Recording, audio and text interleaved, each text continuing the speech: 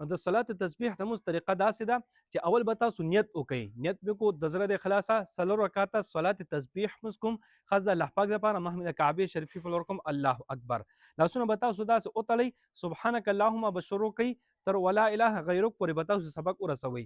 ولا اله غیرک نه پس به تاسو دا کلمه شروع کوئ، سبحان الله والحمد لله ولا اله الا الله والله اکبر. دا کلمه بدل ته تاسو شروع کوئ 15 پیرې به دې کې تاسو وایي چې 15 پیرې برابر شي کنه، ورپسې به بیا تاسو اعوذ بالله وایي، بسم الله بم وایي، الحمد بم تر ولد ضالین امین وایي، سورت هم به تاسو وایي. سورت چې تاسو څنګه ختم کړئ کنه، لاسونه به داسې بیا تاسو تړلي وي. سورت نه پس په بیا تاسو دا کلمه شروع کوئ، سبحان الله والحمد لله ولا اله الا الله والله اکبر. دا کلمه به دې کې بیا تاسو لس پیرې وایي، چې لس پیرې برابر شي کنه، بیا به تاسو الله اکبر وایي، سبحان رب العظیم ته بخته شي.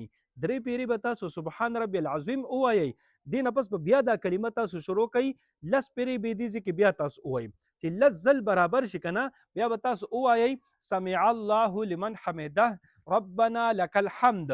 ربنا لك الحمد چې تاسو وایي کنه، لاسونه به تاسو کولو داسې پرېږدئ او دا کلمه به بیا تاسو شروع کوئ، لس پیرې به دې کې بیا تاسو وایي سبحان الله والحمد لله ولا اله الا الله والله اکبر. چې لس پیرې برابر شي بیا به تاسو الله اکبر سره سجدې ته لاړ شئ.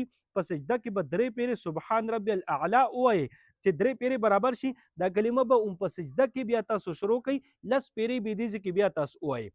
چې لس پیرې برابر شي الله اکبر سره د سجدو په منځ کې چې کینی جلسه ورته وایي. دلته چې کینی دلته به دا کلمه بیا تاسو شروع کوئ، لس پیرې به بیا دې کې تاسو وایي.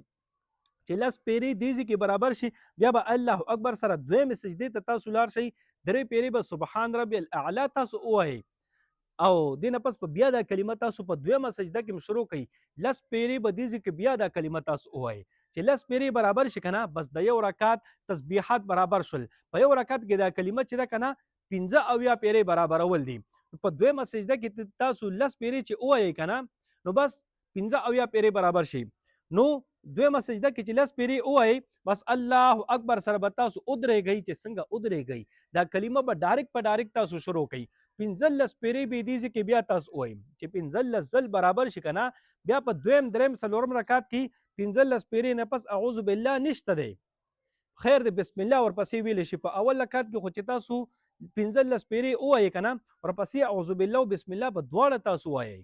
خو په دویم دریم څلورم رکعت کې 15 پیرې ویلو نه پس اعوذ بالله نشته دی، صرف بسم الله به ورپسې وایي، الحمد به ورپسې وایي او سورت په تاسو وایي. سورت نه پس بیا لس پیرې دا کشان، بیا به رکوع ته لاړ شي، دلته لس پیرې ده، بیا قومه کې لس پیرې ده چې رکوع نه په تاسو راوچت شئ، بیا سجده کې لس پیرې، سجدو په منځ کې چې کینې بیا لس پیرې، بیا په سجده کې لس پیرې، بیا به تحیات ته راپسې تحیات په شروع کوي تر عبده ورسوله پورې به تاسو سبق ورسوئ. بیا چې دریم رکعت ته ودرېږئ، کلمه بیا ډایرکټ شروع کوي، 15 پیرې به ووایي، ورپسې بسم الله الحمد سورت عمده ښه ترتیب دی. بیا زما عزتمندو، نو دا د صلات تسبیح طریقه ده. کوشش وکړئ چې په دې طریقې سره تاسو صلات تسبیح مونځ خامخا وکړئ زما عزتمندو.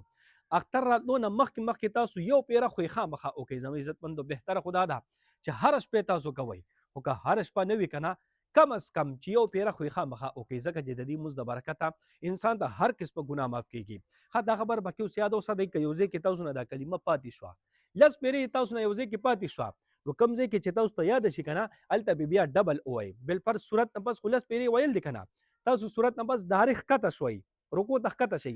په رکوع کې تاسو ته یاده شوه چې هو صورت نه پس مې ونه ویلې، رکوع کې بیا 100 پیرې ووایي او په دې سجده سهو نه راځي. که دا کلمه لږه زیاته شوه یا لږه کمه شوه، په دې سجده سهو نه لازمیږي. ټیک شوه؟